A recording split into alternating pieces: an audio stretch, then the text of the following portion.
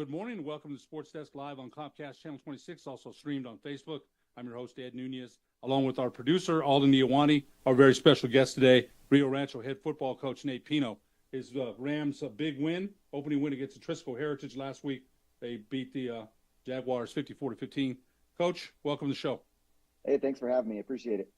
You know, Coach, you've been a Ram, man. You know, you've been there since 2000. You're a Rio Rancho alumnus, man. And, you know, you played under Coach Moon over there. And, you know, you coached with David House, part of a state championship in 2019. Rio Rancho's had a great football program for a long time, you know, competing in that district with Cleveland, Volcano Vista, Cibola. You mentioned you had some Farmington teams. Talk to us a little bit about the game on Thursday night against Trisco Heritage, a big win for the Rams. Yeah, no, we were happy with the way the kids came out and competed. You know, obviously it wasn't a perfect game. We had some penalties and we threw an interception in the end zone there right before the half. But all in all, the kids responded. They played with great effort. You know, so we were excited about, you know, the way we talked about setting the tone coming out for the season. And, you know, we felt the kids did that. You know, Trisco Heritage, they've got some playmakers. You know, Howard Knizovich does a good job over there. Latavius Morris had announced he was coming back, and that definitely helped them. You mentioned they've always got kids that can run in space, and you've got to account for that. Tell us a little bit about defensively how you contain Latavius Morris. I mean, it's hard to that kid is not I saw him last year. I would never say he's a natural quarterback, but he's athletic. Once he's out of the pocket in space, it's very tough. He can make several people miss. Yeah, he really can. He's not a great passer, but effective. He's not going to bomb you to death, but he's a playmaker, and once he gets out of the pocket, you really got to scramble. Talk a little bit about how you were able to contain him. You know, and he actually didn't play a whole lot, to tell you the truth. You know, I know he came out a little late and he was getting situated. You know, he played special teams in a few snaps. You know, obviously we prepared for him.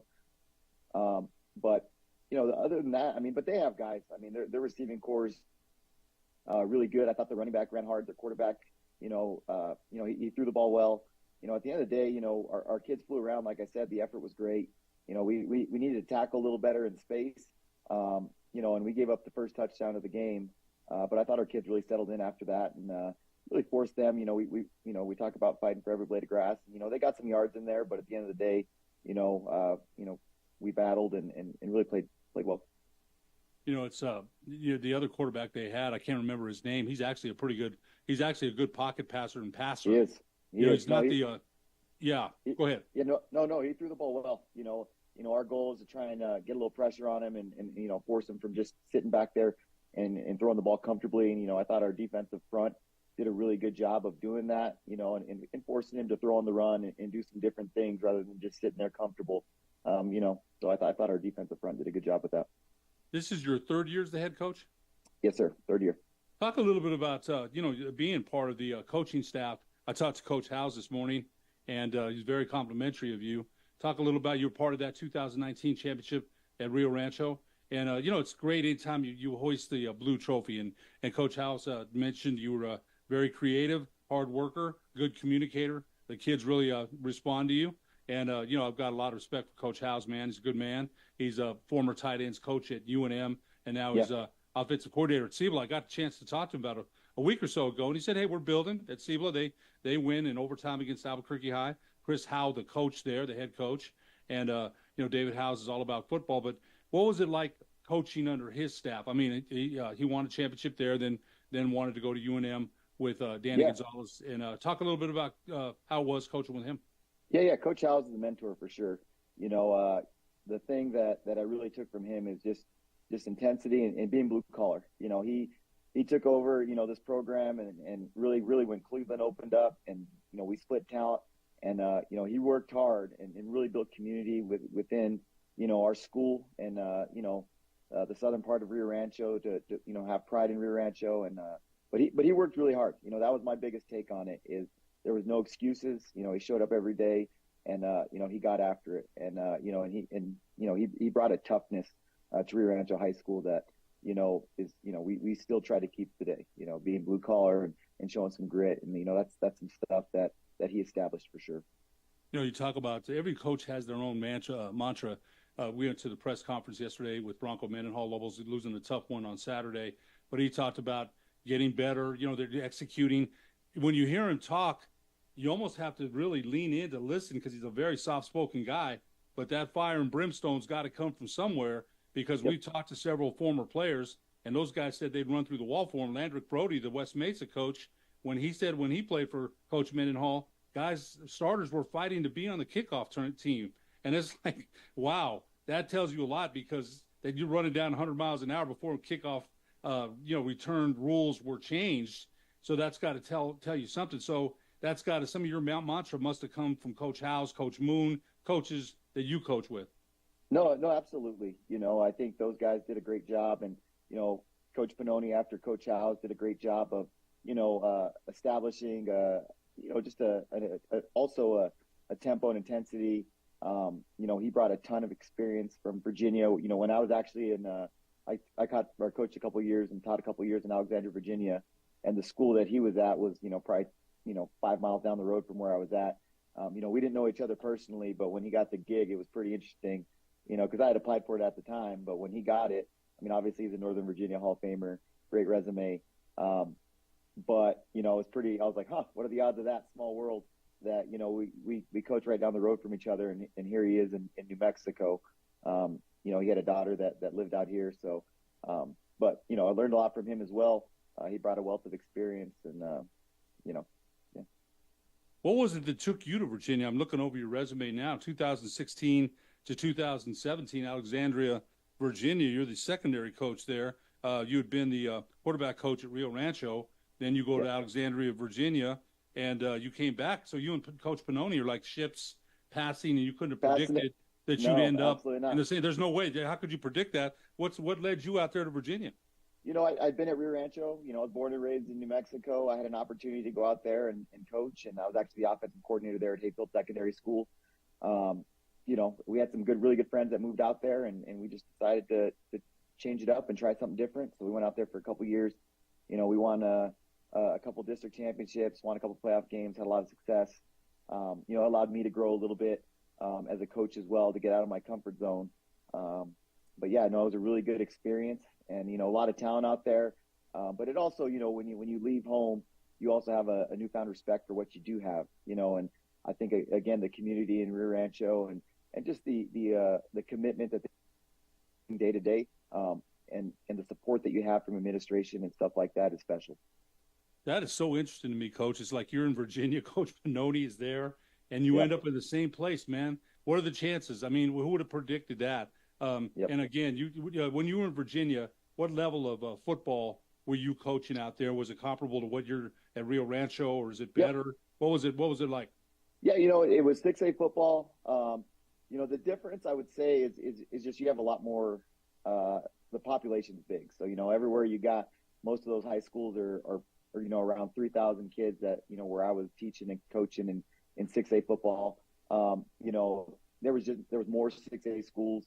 So when you looked at it, when you went to the playoffs, there was a 16-team North bracket, a 16-team South bracket. So even winning some playoff games in a region was pretty significant. But like I said, as far as the work ethic and the kids, I put what we have here against anybody. These guys are, and even the coaches. The coaches are, we got great coaches here in New Mexico. We had some good ones out there as well. But I think when you look at it, there was maybe some more dudes just because there was a densely populated area in the DMV there. But we definitely have some great football here in New Mexico. When Coach Pinoni came to apply, and you applied as well, were you aware of him from Virginia when he applied? You didn't know him, but you were aware of him. Yeah, no, and we had met. Obviously, when I was there, our teams played each other, so I knew who he was, and like I said, he's a Northern Virginia Hall of Famer. He's very well known. Oh man. So and when he applied, though, I had no clue that he had applied or whatnot. So it was a pretty interesting deal, and we did get to meet when he did get the job and whatnot, and he met with the current staff. So that's again, what are the chances of that? But I got to ask you this: you mentioned, almost reminds me of remember the Titans. I'm a Hall of Famer, Herman Boone and Coach Yost.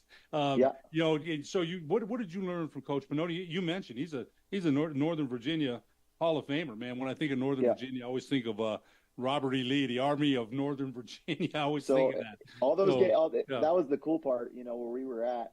All those schools were in our district. We played Robert E. Lee. They changed their school name, right? But we played Lee. We played, T.C. Williams. We played all those schools that you saw in that movie. That was, really who we played. Yeah, so it was an interesting deal. It was pretty cool. Even for my son, we watched the movie and being able to see that, and it was a pretty cool deal. But yeah, I think something that he brought really that I took the most of is especially the strength and conditioning piece. He was really good in the weight room and really establishing a culture in the weight room. That's something that I definitely took from him. And then just the other thing was he was very aggressive, all the time, offense, defense, special teams. He wanted to put pressure on the opposing team constantly, and I think that's something that I took from him as well. As far as blitzing with the front seven, different defensive looks, what do you mean? Yeah, no, I mean, just tempo. We played, as fast as we could go on offense. He did want an aggressive style defense, where Coach Martinez is perfect for that. We don't just line up in a base. We're blitzing and doing different stuff all the time. And then, his special teams, he was doing all kinds of stuff. We would onside it. We were, he would do it at any moment. We're running swinging gate. He had about 6 different fake punts that we had in there. He was just uber aggressive in all areas of the game. Coach, I got to say this, that, Coach Howes was very candid. I like David a lot. He's a good man. But he said he had recommended you for the job when that happened. But, Coach Pinoni, I don't think anybody would argue. You wouldn't argue with his resume. I mean, when you say he's a Hall of Famer from Northern Virginia now, I think his wife got sick, so he had to go back, right? Is that what happened? Well, he came, his wife was sick when he came. He had a daughter, actually, that came to UNM, and they settled here. So they'd lived their whole life in Northern Virginia, but his wife had the female version of ALS, basically. And she basically told him, she wanted to spend the last few years that she had, with this part, with her daughter over here and her grandkids over here. So, that's why they relocated. She ended up passing after the 21 season. And he stayed and he finished out the year. And, we weren't sure what he was going to do. And he ended up going back to Virginia. But, yeah. It was a great opportunity. You know what? You earned it, man. You earned it and sounds like you learned quite a bit by Coach Moon, Coach House. It wasn't a bad, you didn't get it. I understand that you were disappointed, but a good learning situation. Yeah, no, I think that's it. In the moment, definitely frustrated. I thought I was ready for it. I wanted it. But at the end of the day, it was an opportunity to learn and to grow. And, even I think, and I look back, man, that 2020 year was rough. And that would have been a tough year to get going with all the COVID stuff and restrictions and all that stuff that was happening. That was things that I was able to learn through, but that would have also been a whole lot of responsibility on top of everything else to hop into. So, you look at the way those things shake out and, just again, the ability to grow and learn from somebody is always important. Not a bad thing. Coach, we're going to take a break. When we come back, we'll talk more about this year's version of the 2024 Rio Rancho Rams after these messages on the sports desk. Perfect.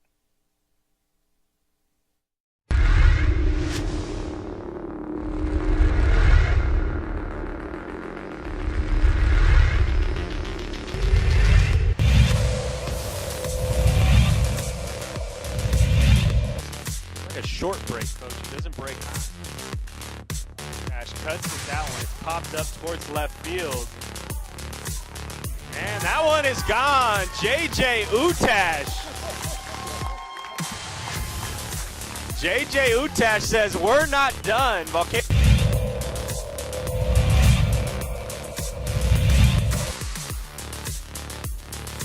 Raiders definitely got the pitcher's attention at second. Want to limit that lead for him there. That's hit right back up the box where it came from. It's through. The windmill's on. Here comes Schrader in to score the tying run. It's an RBI single for the big designated hitter, Jose Martinez.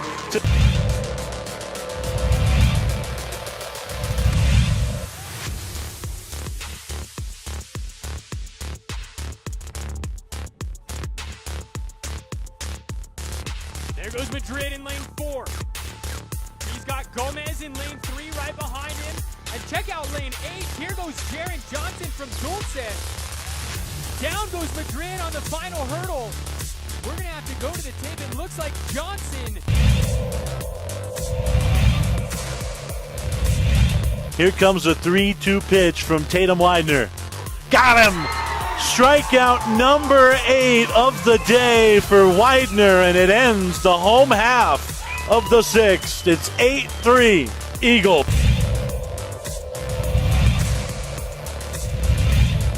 Tatum, your fastest qualifiers at 53.3. Final exchange. It's going to come down to the final leg. It's Tatum in lane 3. Keep an eye on lane 7 and Loving pulling ahead. And it looks like Loving.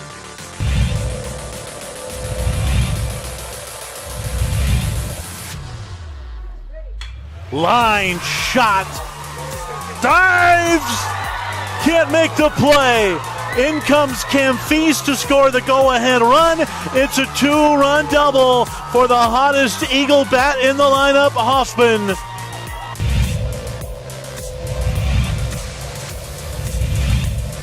Not a good exchange there for Logan. They dropped the baton. That's your favorite there. Now, let's watch Oak Grove in lane 4. Them and Legacy running side by side, lanes 4 and 5. Legacy in lane 5, Oak Grove in lane 4. It's Legacy pulling ahead over the last 100 meters. And Legacy Academy, your state champions.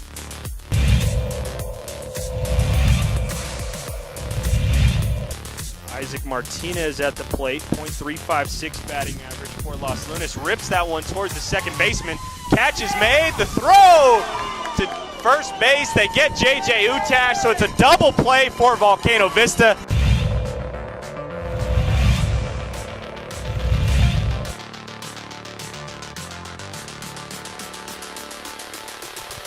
This one should be a battle here.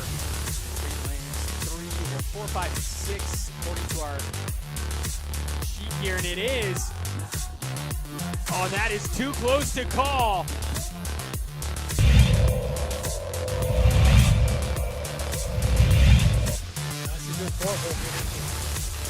Ooh, nice cut for Massey. And that is going to be the 3rd home run of the day for Volcano Vista. It's a 2-run bomb for the catcher, Noah Massey. And that makes the score 10-0 here in the bottom of the 4th.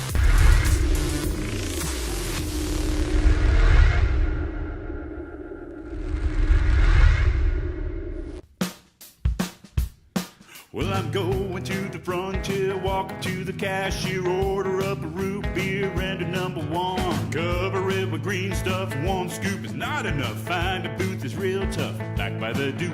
Meet my family, meet my friends in the quirkiest restaurant I have ever been. All of Albuquerque's favorite spot, it's the Frontier Restaurant. The Frontier Restaurant is a proud supporter of ProView Networks. A burglary takes place in the United States approximately every 15 seconds. International Protective Service is your answer for commercial and residential security in all of Albuquerque. IPS will work with your monitoring company for fast, reliable response times. You can rest easy knowing you, your family, or your company is watched over by International Protective Service. Call International Protective Service today.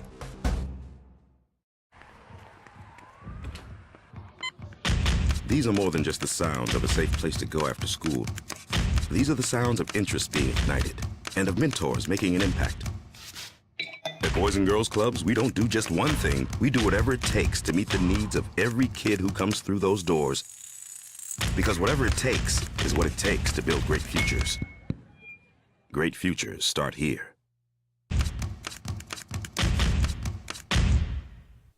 Good morning. Welcome back to the Sports Desk, live on Comcast Channel 26, also streamed on Facebook.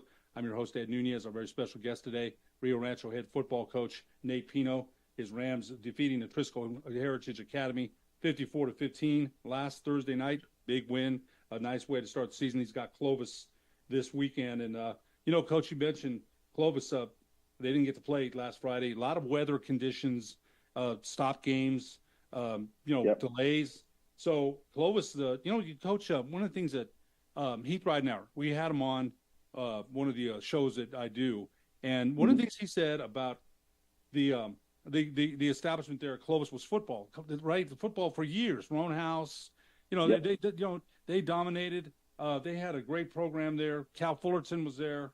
One of the things he said is that the administration and people have kind of changed their approach to having that. They didn't want sports to be so dominant. And when I heard that, and this Coach Ridenauer would know, right? I mean, he's not going to make this up. When I heard that, I'm like, this has been part of that town fabric for how many years? So when I heard that, I was like, why would you do that? It just made no sense to me. But anyway, talk a little bit about the challenge you got against Clovis this week, because they're coming out. They didn't play last week. They're going to be a little hungry. They want to hit somebody. Talk a little bit about the challenge they're going to present. Yeah, and they actually did get an opportunity to play, but they drove 6 hours out to Farmington. They get rained out. I assume they stayed the night, but they ended up playing Saturday morning at 9:30. Against a good Farmington team, but that's definitely a lot of adversity to face going into your first week. With a brand new coach who and staff that just got there. But looking at them on tape, I think they're definitely trying to establish the line of scrimmage and bring a physicality. They run the wing T on offense, and they're really trying to make you defend a lot of gaps, and they're trying to do some stuff with their backfield to, if you're not disciplined, can create some issues for you. Their quarterback's not bad. They have their running back number 4 is a tank. He's definitely, everything rolls through him. On the defensive side, they run a 3-3 stack. They try and bring some pressure and do some different things on defense. But yeah, I think they're, like I said, offensively, they're trying to make you defend gaps and be physical. And then defensively, they're trying to create confusion by, sending different looks at you from snap to snap. Wing T, huh? Yeah. Yep. And I think of that. I think of Coach Gentry here at Highland running that for years and having great success. Coach Lovato said he was going to bust it out on Friday, but he didn't need to. I was looking forward to seeing it, man. But he didn't bust it out. But that's going to, the Clovis coach just got there, and he got there in June, I think, right? July. He got there late. Yeah. So he's trying to establish a culture and get players together. We've got some highlights we're going to show here in a minute, but that'll be, and then Coach. You look at it, you've got Las Cruces, Centennial. You go to Eastlake and El Paso. Cleveland is better. Piedra Vista, Volcano Vista, Farmington. Jeff Dalton does a great job out there. And then you end the season with Cleveland, man. There's no weak sisters here on this schedule. Yeah, no, that's the thing. We have Clovis, and then that 3-week stretch. I mean, Cruces is they're 2-3. I mean, Centennial just beat Cleveland. El Paso Eastlake's, regularly one of the top programs in El Paso. As I mentioned earlier, got a lot of respect for Coach Howe, and Coach Howe's that CBLA, and that program is getting better week to week. You look at, we added those Farmington schools, and PV beat a good Sandia team this weekend. And they're very similar to Clovis, offensively, where they're running some wing T stuff, some different things you got to defend that you don't see every day, and they're really physical. Farmington's got great athletes, and then obviously Volcano Vista and Cleveland are, top tier programs. Last year the Rams made the playoffs, got to the semifinals, and lost to Cleveland. Your quarterback JJ Adiano had a great. I thought I covered a couple of your games last year for ProView, and I thought he was he's a good playmaker, good passer. He can run with the ball. I thought you had a good season last year. Talk a little bit about your playmakers, a little bit about him. He's a heck of a quarterback. He really is. You've got some playmakers and some players that can make some plays. Talk a little bit about your offensive unit, and we'll talk about your defense. Yeah, absolutely. I think offensively, this is the most experienced group that we've brought back in my 3 years. JJ, started half the season his sophomore year before he tore his ACL. He played a ton last year. He got cleared right before the season, so he missed. Didn't take a lot of snaps early in the season, but finished for us. So, this is third year playing varsity football for us, and you're starting to see him really develop as a player and take ownership of our offense. He puts us in a lot of situations. As a play caller, sometimes things don't go exactly as you plan it, but he's able to see stuff and make adjustments for us in the field, which is huge. But yeah, he's throwing the football better than he ever has, and he's always been a great runner. So, he starts with him, obviously with our offense. On our receiving core is super talented. Jace Pitt, he's a heck of a receiver. He's got an offer from Western. He's a really good receiver. You know, he's going to open some eyes and turn some heads the more the season goes on. Parker Miller on the other side is dynamic, super athletic kid. You know, he caught a touchdown for us this weekend. You know, up front, you know, we bring back 4 of our five starting offensive linemen, so we've got an experienced group up front. You know, they're big, they're physical. You know, we really like that group. You know, we're really new. You know, kind of our slot and our tight end, or they played some varsity football for us. But David Butler's doing a good job for us, and Bodie Victor as well. Both caught touchdown passes on Friday night. And then, you know, our running backs, we've got Ethan Rolón and Juice Paredes, who's a sophomore. Ethan's a junior. Both, you know, playing varsity football for the first time this year. Ethan got some snaps this last year. But Juice, you know, is a newcomer. You know, one of the things I was most proud of, you know, of our team on Friday was actually both our running backs in the first half got rolled up and got some sprained ankles, you know, and we had our sophomore backup quarterback played some running back for us. And I think he finished with 8 carries and I think 115 yards or something like that. So, you know, he had a heck of a game in a moment where we just needed someone to get in there and run the football for us. And he did a heck of a job. They were just showing some offensive highlights, and there was a lot of them. They showed the interception that Adiano threw, and you know those are going to have a good defensive play by the safety. Yeah, that was a good play. Yep. But you guys ran some good stuff, and the offensive line obviously had to dominate. Anytime you score 54 points, they're blowing people off the ball. You mentioned your backup quarterback got a lot of yards. Let's switch the focus to your defensive unit. Tell us a little bit about them. Yeah, absolutely. You know, this is the group where we graduated a lot of kids last year on our defensive side of the football. So coming in, we knew, you know, we're blessed that it's Rio Rancho High School. You know, we got some good athletes that are in our program. But anytime you've got guys that don't have a lot of varsity experience, you know, there's going to be some growing pains. And as, you know, the spring went and, you know, summer now into the fall, those guys are getting better week to week. You know, we're extremely athletic. We're fast. You know, we don't have a ton of size up front, but we are extremely athletic. You know, our linebackers can run. You know, guys that stand out for us or stood out. Damien Zamora at defensive end had a heck of a game for us. You know, just super sound up front, played disciplined football defensive end for us. They did a really good job. Tegan Friedland at the linebacker position had a great game this Friday. You know, our top returning starter, Jacob Lesperance, was out. He has a sprained knee, so he didn't play on Friday night. So, you know, we had you know, our leader on defense was out. Tegan stepped up. He did a great job playing. And then Hector Estrada is a 2-year starter for us at safety. He had a heck of a football game, a physical presence, you know, in the run game as well as playing the pass. You know, in our secondary, you know, we got some new guys back there, but across the board, you know, they're solid. You know, Quentin McKinley did a great job for us. He plays corner. Damian Garber-Martinez is our free safety. He's a playmaker back there. You know, so those are the guys that, I mean, really we're facing the challenges last week, you know, being that they were a predominantly pass-happy team. And, you know, at the end of the day, you know, they gave up some completions and some yards, but, you know, they also did a great job for us. Rio Rancho head football coach Nate Pino, you got some challenges ahead, man. You do. Yeah. But you know what? You're off to a good start. We sure appreciate you being our guest today on Sports Desk. Yeah, absolutely. Thanks for having me. You bet. For producer Alden Iwani, I'm Ed Nunez. We'll see you next week on the Sports Desk.